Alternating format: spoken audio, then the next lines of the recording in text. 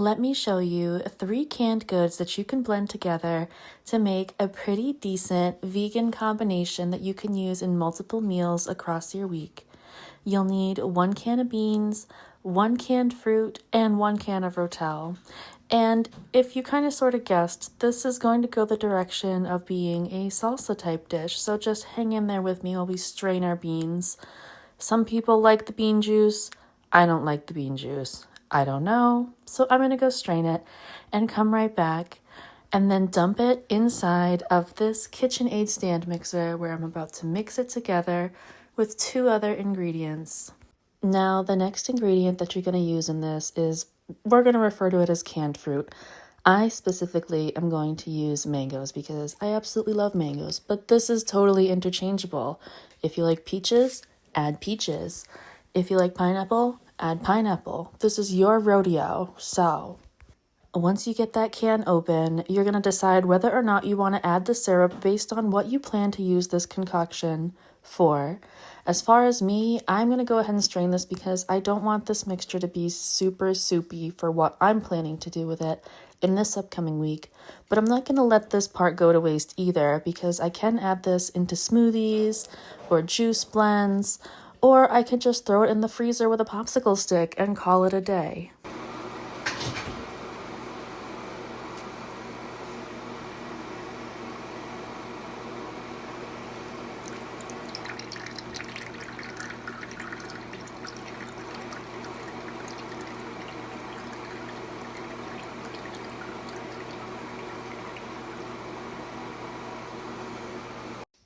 Now back to these beans that we're going to be mixing up with the fruit of your choice. Go ahead, dump that in, but don't blend it yet because we still have one more ingredient that we need to add if we want to make this truly taste its best. But I mean, hey, whatever. I guess it's your rodeo if you decide you don't want tomatoes. But for me, they're a go.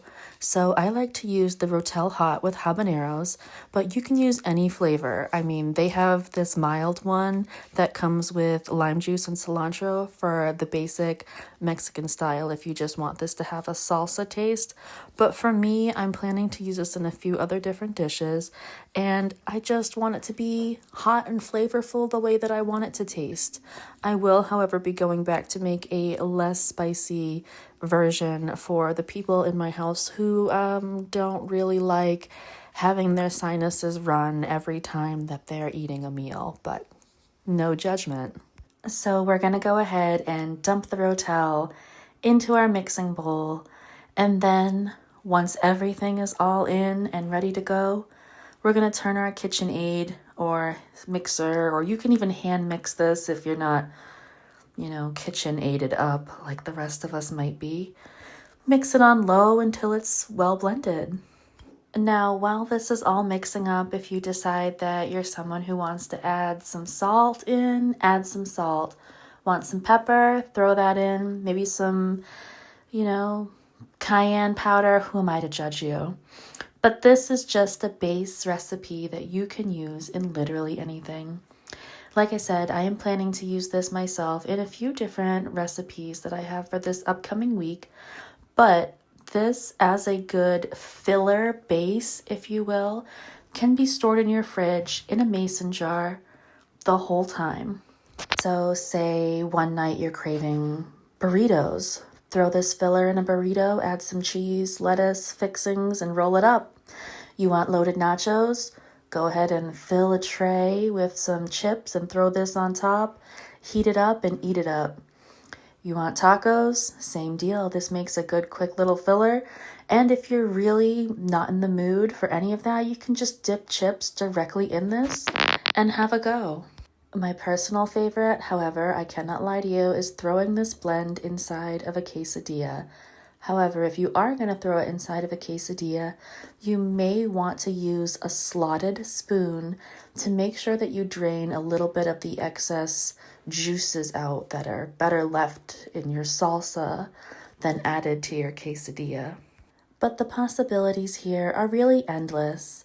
And when it comes to cooking, sometimes it's just getting down a base routine of what things you like and flavors you can mix to use across different recipes during the week.